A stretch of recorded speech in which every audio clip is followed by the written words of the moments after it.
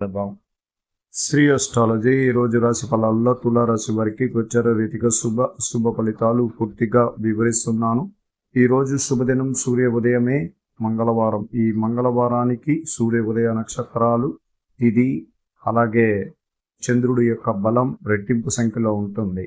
కానీ ఈరోజు కొట్లాట్లకి గొడవలకి ఇబ్బందులు కలిగించే కొన్ని సన్నివేశాలకు చాలా దూరంగా ఉండాలి.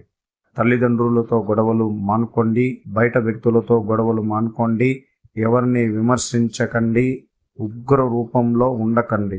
ప్రశాంత వాతావరణంగా ఆషాఢ మాసమయందు ఈరోజు మంగళవారం ఉండడం వల్ల దైవికమైన అమ్మవారి గుడికి వెళ్ళి శాంతియుగంగా ప్రశాంతంగా ఉండండి. ఎందుకంటే ఈరోజు జ్యేష్ఠ నక్షత్రము, ఆ నక్షత్రం 27 నక్షత్రాల్లో చాలా శక్తివంతమైన నక్షత్రం.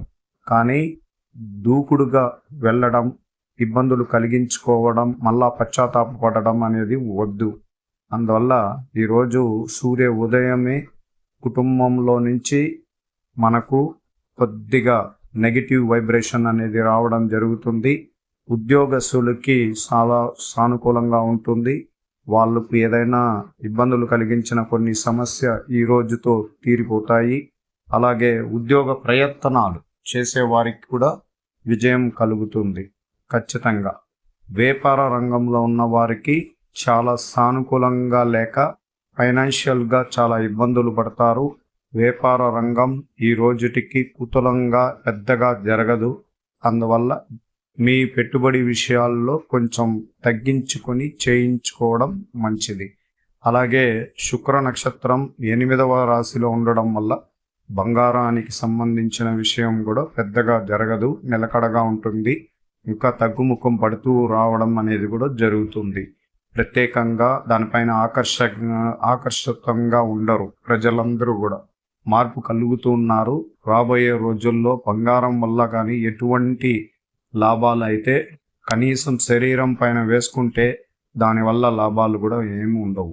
ఎందుకంటే ఒక జాతిరత్నం పొదిగించిన తర్వాత అది వెండిలో తయారు చేసుకుని వేయించుకున్న వారికి 100% అనేది కలిగిస్తూ ఎన్నో విజయాలు పొందుతున్నాం. అంటే బంగారానికి మందకం అనేది ఉంటుంది.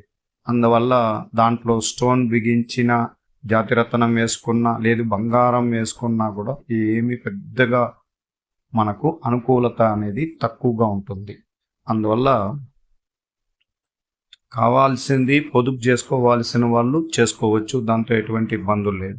ఈరోజు ప్రత్యేకంగా ప్రతి గ్రహాలు, సూర్యగ్రహం, గురుగ్రహం మనకు మన రాశికి 9వ స్థానంలో ఉండడం పెద్ద దిక్కుగా ఉండి మనకు ఎన్నో కార్యక్రమాలని వాళ్ళు మనకు సహాయ సహకారం అందిస్తారు.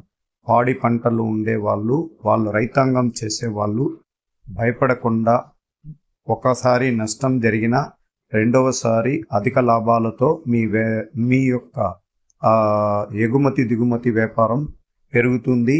అలాగే రైతులు బలంగా ఉండాలి. రైతులకి సహకారం అందించే సూర్యుడు 9వ రాశిలోకి సంచారం చేయబోతున్నారు.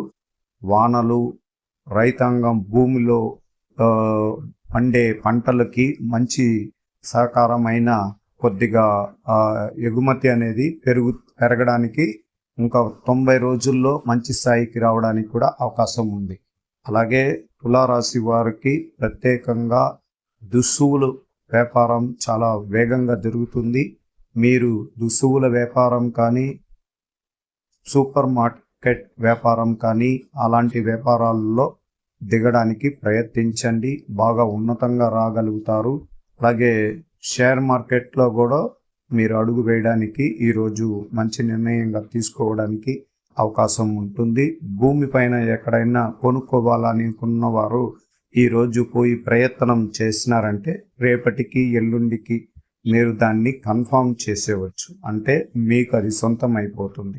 గృహ నిర్మాణం చేయాలనుకున్న వారు ఈరోజు బ్యాంకు ద్వారా రుణం తీసుకోవాలని వాళ్ళు సంప్రదింపులు జరపండి. ఖచ్చితంగా మంచి జరుగుతుంది. ఎప్పుడైనా ఒక నక్షత్రం చాలా నెగిటివ్ ఉంటుంది, దాంట్లో పాజిటివ్ ఉంటుంది. అంటే శుభ శాతం ఎంత ఉంటుందో కొద్దిగా అశుభ శాతం కూడా ఉంటుంది. నక్షత్రాలలో ఆ నక్షత్రం అనేది ప్రారంభమవుతుంది.